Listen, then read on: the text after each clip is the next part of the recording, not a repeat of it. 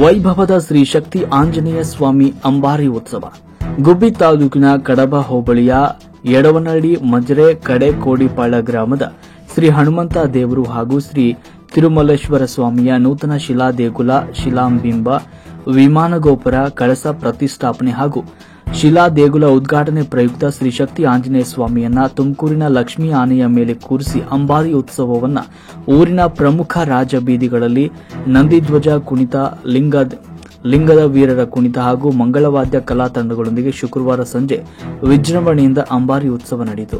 ಶ್ರೀ ಶಕ್ತಿ ಆಂಜನೇಯ ಸ್ವಾಮಿ ಅಂಬಾರಿ ಉತ್ಸವದ ಜೊತೆಗೆ ಶ್ರೀ ಸಿದ್ದರಾಮೇಶ್ವರ ಸ್ವಾಮಿ, ಚಿಕ್ಕಪುರದಮ್ಮ, ಆಂಜನೇಯ ಸ್ವಾಮಿ, ದಂಡಿನ ಮಾರಮ್ಮ, ಕೊಲ್ಲಾಪುರದಮ್ಮ, ಲಕ್ಷ್ಮೀ ದೇವರು, ಮಾರಮ್ಮ ದೇವರುಗಳ ಪಲ್ಲಕ್ಕಿ ಉತ್ಸವ ಕೂಡ ವಿಶೇಷವಾಗಿ ನಡೆಯಿತು. ಗ್ರಾಮದ ಮುಖಂಡರು ಹಾಗೂ ಗುಡಿಗೌಡ ಭಾನುಪ್ರಕಾಶ್ ಅವರು ಸಂದರ್ಭದಲ್ಲಿ ಮಾತನಾಡಿದರು.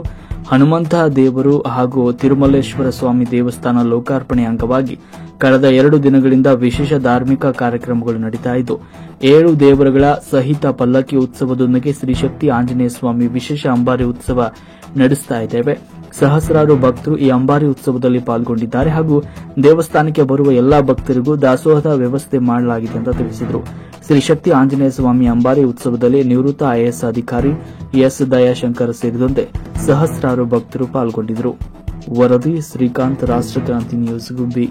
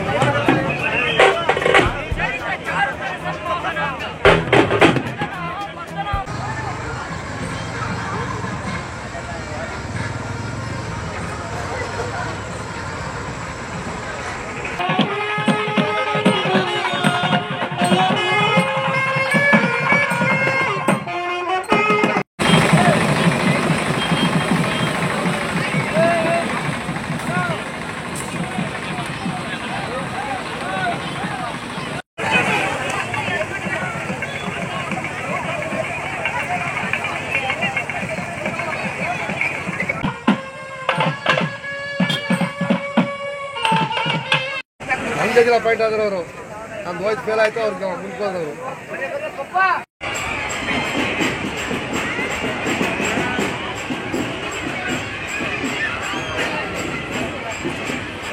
ಶಿಲೆಯನ್ನು ಪ್ರತಿಷ್ಠಾಪನೆ ಮಾಡಿದ್ದು.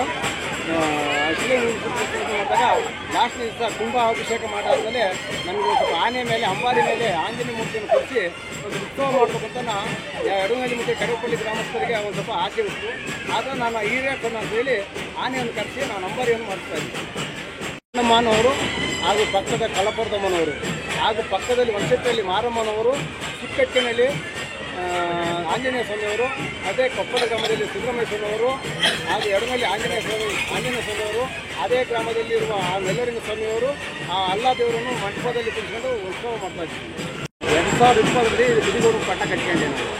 ಜನವರಿ 26, 20, 25, 26ರಲ್ಲಿ ಜಾತ್ರಾ ಉತ್ಸವ ನಡೆಸ್ತಾ ಇದ್ದೀವಿ. ಇದು ಯಡವನಹಳ್ಳಿ ಮುದ್ರೆ ಕಡೆಕೋಡಿಪಾಳ್ಯದ ಗ್ರಾಮಸ್ಥರು ಹಾಗೂ ಯಡವನಹಳ್ಳಿ ಗ್ರಾಮಸ್ಥರು, ಅಕ್ಕಪಕ್ಕ ಗ್ರಾಮಸ್ಥರು ಸೇರಿ ಇದು ಹೆಚ್ಚುವಾಗಿ ಜಾತ್ರೆಯನ್ನು ನಡೆಸುತ್ತೇವೆ. ಆದರೆ ಇದು ಮೆರವಣಿಗೆ ದೇವರ ಉತ್ಸವ ಮೂರ್ತಿ ಇತ್ತಲ್ಲ, ಹನುಮಂತ ದೇವರು ಅಂತ ಒಂದು ವಿಗ್ರಹ ದೇವಸ್ಥಾನ ಇತ್ತು. ಅದು ಒಂದು ಸ್ವಲ್ಪ ಗಿಳಿಕೊಂಡು ಬಿದ್ದು ಸ್ಟೇಜಲ್ಲಾಗಿತ್ತು. ಯಡವನಹಳ್ಳಿ ಮುದ್ರೆ ಕಡೆಕೋಡಿಪಾಳ್ಯದ ಗ್ರಾಮಸ್ಥರು ಸೇರಿ ಹಾಗೂ ನಮ್ಮ ಐಎಎಸ್ ದಯಾಶಂಕರ್ ಅವರು ನಮಗೆ ಸಹಾಯ ಮಾಡಿ ಹೀಗೆ ಒಂದು ದೇವಸ್ಥಾನ ಮಾಡಬೇಕು ಅಂತ ಹೇಳಿದ್ರು. ಆಯಿತು ಅಣ್ಣ ಅಂತ ಹೇಳ್ಬಿಟ್ಟಾಗ ಅವರು ಸರ್ಕಾರದಿಂದ ಒಂಚೂರು ನಮಗೆ ಸಹಾಯ ಮಾಡ್ಯಾರೆ. ಅದು ಇನ್ನೂಷ್ಟು 1,25,00,000ವನ್ನು ದೇವಸ್ಥಾನಕ್ಕೆ ಕಟ್ಟಿದಾಗಿದೆ.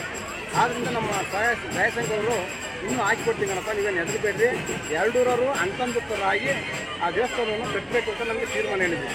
ಆದರೆ ಈಗ ನಮ್ಮ